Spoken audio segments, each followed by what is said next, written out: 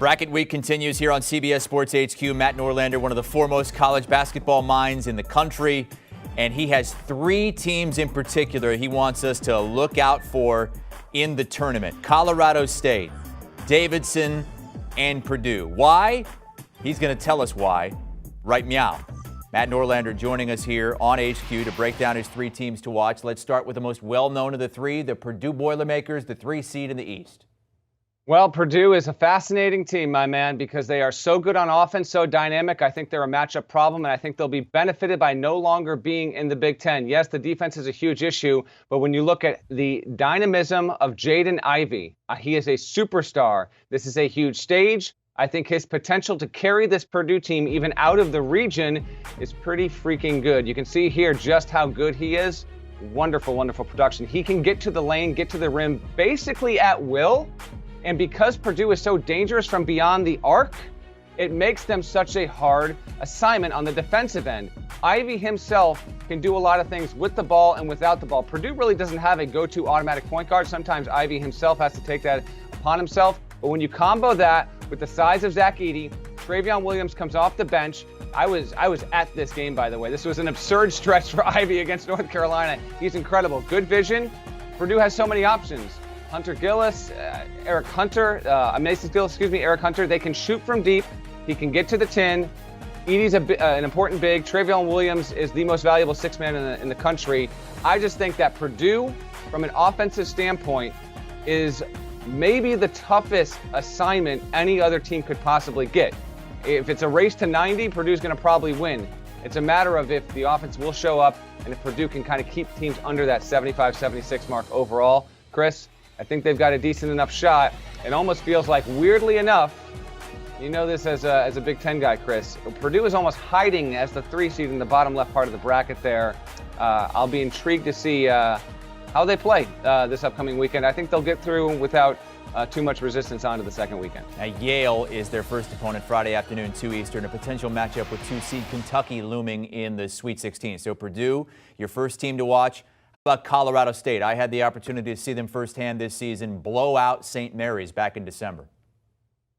Yeah, well, a couple things with Colorado State. First of all, I reported late overnight that, in fact, Colorado State didn't even have its travel itinerary from the NCAA. It finally got it after I reported it, but there's been a pilot shortage, and there's actually been some travel delays with some of these teams, which is not common with the NCAA. And so they're going to get there on time. They're flying. In fact, I think as we record this, Colorado State is about ready to take off out of Fort Collins. David Roddy is the name to know. He's one of the best big men in the country. He's a do-it-all small ball 5. Was a football recruit, dual football basketball recruit coming out of high school. Colorado State sold him on being a basketball player and a future pro. And that's how Nico Medvedem got into Fort Collins, and they've been terrific. It's not just Roddy. But although big body David Roddy gets all the headlines, and rightfully so, because I'd say he's the ultimate Swiss Army knife in this tournament, Isaiah Stevens, the most underrated point guard in America. Colorado State's a threat not just to win 1 or 2 games, but be the sleeper pick out of its region because they've got an elite point guard. And if you look around this NCAA tournament, point guard play is actually it's a bit wanting. It's not a great year across men's college basketball for point guards. Colorado State happens to have one. It's also got one of the most valuable do-it-all players in David Roddy. Keep an eye on the Rams. I like their chances to get to the second weekend. And not being respected nationally as underdogs against 11 seed Michigan. That's the first game of the first round on Thursday. How about Davidson? That's another team for you to watch. A team that has not won a tournament game since Steph Curry led them to the Elite Eight back in 2008. Davidson is in an interesting spot here, going up against a Michigan State team that's been up and down all season long. I spoke with Bob McKillop and that coaching staff throughout this season. They've got a little bit of a different look to them this season versus what they had. A lot of it's Foster Loyer. In fact, Foster Loyer's ability to play make, yes, to shoot, but also to find creases and do entry post passes. It's not something that Davidson had a year ago, 2 years ago. The offense actually is moving a bit more smoothly this year with Loyer commanding the point. Luka Brajkovic, he's 40% from three-point range. He's a big. He's 6'10". He's 64% inside the arc. So what makes Davidson so tough, you can see Hyunjung Lee here, among the best shooters in all of men's college basketball, is yes, they shoot well from the outside.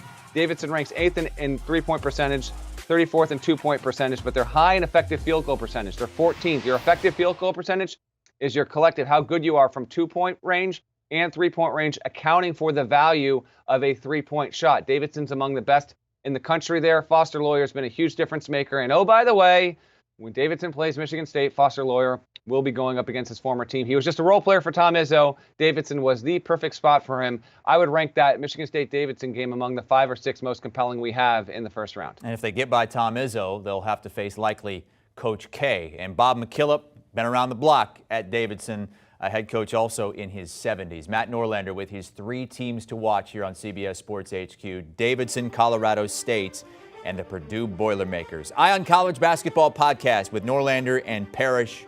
Download and follow today. No better time to listen to it than right now. Do you want a sports network that delivers everything that matters about the game? The highlights, the picks, the instant analysis, no yelling, no fake debates, no politics.